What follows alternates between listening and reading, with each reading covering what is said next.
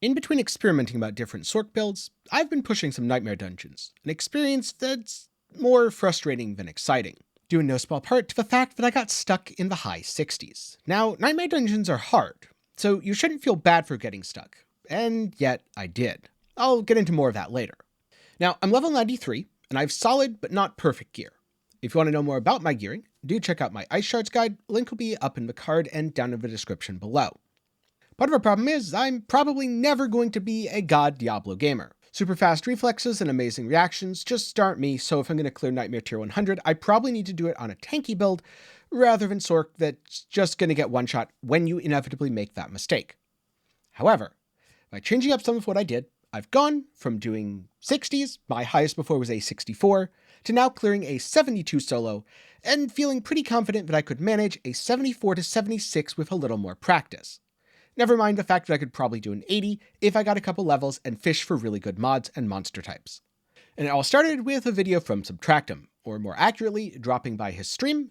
I'll link both his video and stream down in the description, where I noticed he was using some interesting tech, specifically Blizzard. This does two things. First up, it slows enemies. Second of all, if you drop a bunch of them and enemies wander through them slowly, it freezes them. Freezing enemies is a massive damage boost, and if you can consistently apply a slow, which is a crowd control effect, not only do you get better uptime on your control glyph, but you just get better uptime on avoiding things, not getting one shot, etc. While Blizzard is fairly expensive, with all the mana cost reduction with build stacks, it isn't too bad. Blizzard costs 25 for me, as long as I don't just hold down the button or something, I'm totally fine. The damage it adds, not that much. The damage it enables, really high. It also makes it way easier to kite enemies, and I found surprisingly a lot easier to avoid enemy projectiles. And hey, as a small bonus for using Blizzard, it's also really good at increasing boss stagger bars. In this case, the dungeon didn't have a boss, so that didn't come into play, but ever since I swapped to Blizzard, I found it's much easier and more consistent to drop blizzards on a boss, fully stagger them, and absolutely blast them within the stun window. So good in fact that I'm considering playing a Blizzard build with Ice Spike at some point in the future, as that seems pretty cool. Be sure to get subscribed if that interests you at all, and maybe let me know down in the comments what sort of Sork builds you want to see. Who knows, you might see the build you talked about featured in one of my upcoming videos. The other thing that I swapped to after watching his stream is the Flame Shield aspect. This is the utility aspect of Binding Embers. Flame Shield lets you move unhindered through enemies. Enemies you move through while Flame Shield is active are immobilized for 2.8 seconds. Why does immobilize matter? With 6 ranks, Devouring Blaze gives me 60% more critical strike damage. And yes, I know that might seem random, but it's going somewhere. Specifically the next part. If enemies are also immobilized, on top of burning, the bonus is increased to 150% more critical strike damage. Meaning that Devouring Blaze, if I can immobilize enemies, almost doubles my DPS. This is why, in his guide, Northwar uses the Meteor tech. But I found as I was trying to drop meteors on enemies, I'd very often miss, and that would cause more problems than actual good. With Blizzard and Flame Shield, I get to do something very similar without having to sacrifice, without having to aim, actually. It's more about aiming than sacrificing anything. I lose a couple skill points by picking up Blizzard itself, and it still feels like a net gain. The only thing that I had to relearn was not being too greedy with Flame Shield, because it's very tempting to teleport on top of enemies, freeze them, Flame Shield, step through them, and absolutely nuke them. However, that also means Flame Shield's down, which could put me in a bad situation unless I'm absolutely confident I'm killing the thing before the crowd control wears off. But even all this wasn't quite enough. And so the last thing that I did is I added an Elixir. More armor and life is super important, so I went with Elixir of Ironskin or Elixir of Fortitude. This was enough that I could finally avoid those pesky one-shots, especially when I maintained barriers, and actually clear the 72.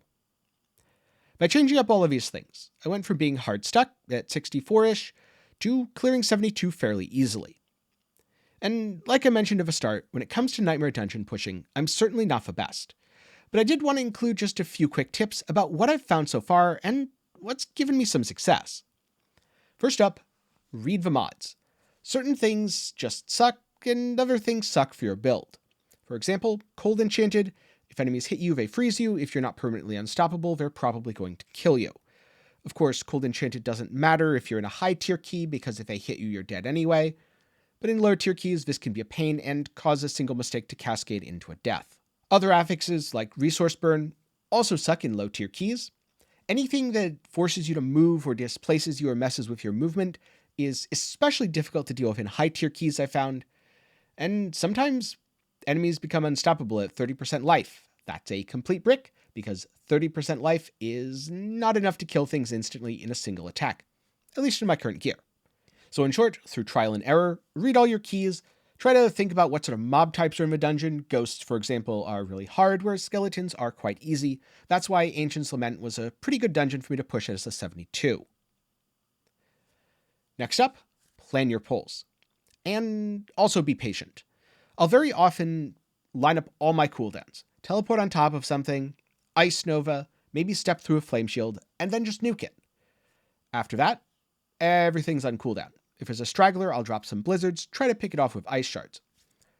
Let's say there isn't a straggler though. What do I do now?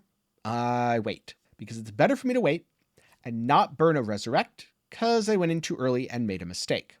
Is this super fun? No. It's kind of boring, and I almost wish there was a timer in the Nightmare Dungeons to push me to go faster, just because waiting and being super safe isn't that exciting. It's definitely the way to do it though, and my success rate has greatly increased since I started waiting for my cooldowns between pulls. And this gets me to my third point, which might be Sorc specific, I'm not sure. Crowd control is super important for pushing. There are times where I want to do maximum damage. So I want to teleport in with Raiment that stuns enemies, immediately Ice Nova, and as I'm Ice Novaing, pop Flame Shield and step through them.